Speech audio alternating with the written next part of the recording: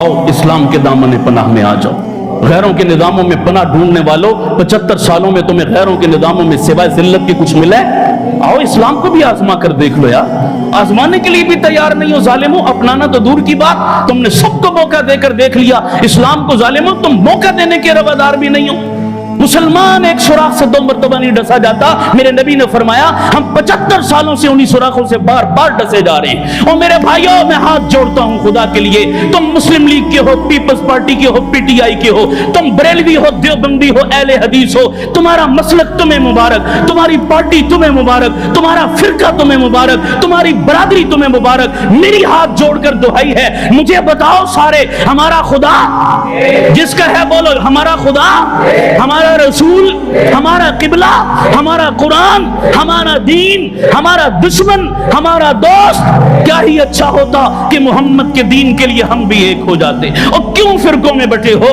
ये बरेलवी, ये देवबंदी, ये ऊंचा कलमा पढ़ता है या ऐसा कलमा पढ़ता है। और मैंने कहा पढ़ते तो सारे हैं जालिमों, लड़ते क्यों हो? ऊंचे आस्था का झगड़ा है ना, सिर्फ कौन है जो कलमे का मुनकिर है। छोटी छोटी बातों पर लड़कर, टांगे खींचकर, फिरके बनाकर, फतवे लगाकर तुमने अपने आप को इतना दूर कर लिया एक दूसरों से। बताओ तुमने किसके मिशन को मुकम्मल किया? यहूद और नसारा का मिशन आसान नहीं किया तुमने। तुम छोटी छोटी बातों में लड़े, फिरकों और मसलकों के लिए लड़े, खुदा के दीन के लिए कौन लड़ेगा? आज तुमने नोट किया तुम्हारे मुल्क में हुजूर की खत्म नबूवत से क्या हो रहा है? नबी की इज्जत और नामूस से क्या खेल? हुजूर के अहले बैत और सहाबा से क्या खेल? बताओ, सड़कों पे निकल के कभी कोई कौम मुतालबा मांगती है? किसी हुक्मरान के कान पर जूं रेंगती है? 1 लाख बंदे सड़कों पर भेजने से बेहतर है अपना एक मजबूत बंदा असेंबली में भेज दो। सही कह रहा हूं, गलत कह रहा हूं?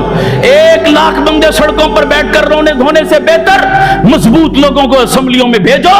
इन बदमाशों को असेंबलियों से निकालो, इन रस्सागीरों को असेंबलियों से निकालो, इन मफाद परस्तों को असेंबलियों से निकालो।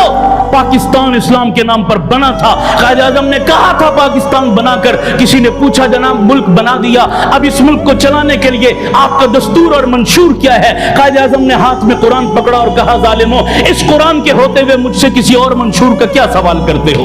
ये है मेरा मंशूर, ये है मेरा दस्तूर, इसके मुताबिक पाकिस्तान चलेगा। और एक मौका पर बानी पाकिस्तान ने कहा था, लोगों मैंने मुल्क बनाना था, मैंने बना दिया, आग और समंदर का अबूर करके अब इस मुल्क में पहुंच चुके हो। अब इस मुल्क को खिलाफत राशिदा के तर्ज पर चलाना तुम्हारी जिम्मेदारी है। कौन बोलेगा खिलाफत राशिदा के निजाम के लिए? मैं तो गलियों नालियों के लिए बोलता हूं, मैं तो अपने पेट के लिए बोलता हूं, मैं तो अपनी बरादरी के लिए बोलता हूं, मैं तो अपनी पार्टी और उसके झूठे लीडर के लिए बोलता हूं। इस्लाम के लिए तो किसी के गले से आवाज नहीं उठती। बोलो यार, इस्लाम के लिए बोलना चाहिए नहीं बोलना चाहिए? ऊंची आवाज से बोलो। क्यों नहीं इस्लाम के लिए गैरत जागती हमारी? वो पार्टियों के लिए गैरत जागती है, अपनी नाली के लिए गैरत जागती है। इतने बेहिस हो गए कि इस्लाम के लिए गैरत नहीं जागती, कब जागेगी फिर? 75 सालों में तो कितने बूढ़ों को भी होश आ जाता है यार। 75 साल को थोड़ी उम्र तो नहीं है, फिर कब होश पकड़ोगे? कब इसके लिए आवाज उठाओगे? खुदारा इन छोटे छोटे खोलों से बाहर